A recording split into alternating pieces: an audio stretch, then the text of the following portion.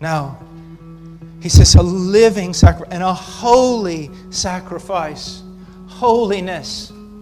Do you know what holiness is? Do you know what the Bible is saying when the Bible says God is holy?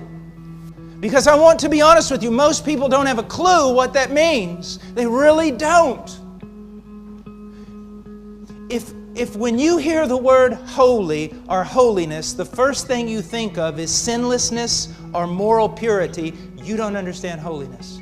You don't. And that kind of definition will lead you to legalism every time. What does it mean that God is holy? Because in defining that, then we can understand what it means to be a holy person. Well, this is what it means. The word in Hebrew, the word holy, the root is to cut. The idea of cut, separate, something distinct, cut away, removed, separate from everything else. What does it mean that God is holy? It means that He is in a category all to Himself. That's what it means. He is unique. There is no one like God. No one. That's why it is very wrong to put God in a conjunctive relationship like God and king or God and country. Don't do that. He's not in any category with anyone else. R.C. Sproul puts it in a wonderful way. He says, let me ask you a question. What's more like God? The seraphim standing in heaven, the great angelic host there in heaven, the cherubim and the seraphim, or a worm crawling on the ground? Which one's more like God? The answer is neither of them. There's no one like God. How foolish do you think I would be if I stood up here right now and I boasted and bragged about being closer to the Son, S-U-N, than the rest of you because I'm on this platform? It'd be ridiculous. Well, there's far greater difference between the seraphim and God. God is not like us or like the angels, just bigger and better. He's not like us or like them at all. He's in a completely distinct category. And it is the category of highest worth, the category of greatest value, infinitely above all other value combined.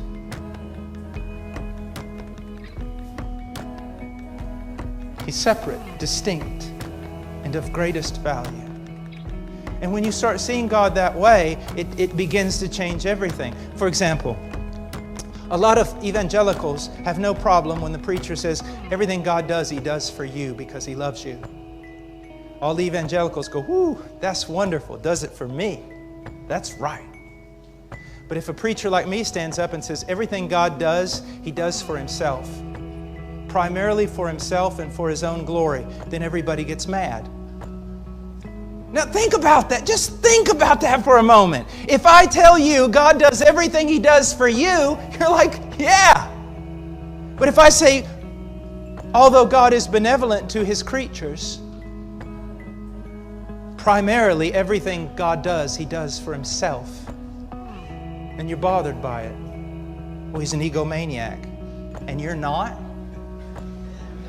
You little worm? Let me give you an example. Let's go to philosophy for a moment. Maybe a little bit of Jonathan Edwards, made a little more modern. If you see a guy standing on a sidewalk in the rain, in his underwear, outside his house, and you say, why are you doing this? And he says, I don't know. Then you draw the assumption that he's irrational. He's irrational. But if that same man in his underwear, in the rain, outside of his house is standing there and you say, why are you out here? And he says, because the house is on fire. And you go, he's rational. He's rational. Why is he rational? He has a reason for what he is doing. Now, the most rational creature will choose the most rational or highest reason for what he does. Do you see that? It's not just you choose a reason for what you do. You choose the highest reason. What could be the highest reason God would choose for doing anything? Would it be you?